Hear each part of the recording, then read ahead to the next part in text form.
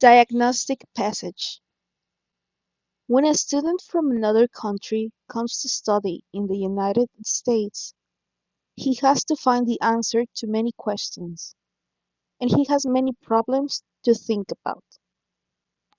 Where should he live? Would it be better if he looked for a private room off campus or if he stayed in a dormitory? Should he spend all of his time just studying? Shouldn't he try to take advantage of the many social and cultural activities which are offered? At first, it is not easy for him to be casually dressed, informal in manner, and confident in speech. Little by little, he learns what kind of clothing is usually worn here to be casually dressed for classes.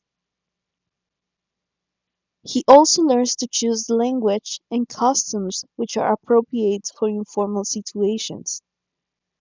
Finally, he begins to feel sure of himself.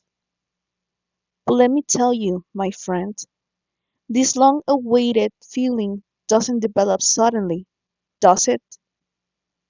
All of this takes practice.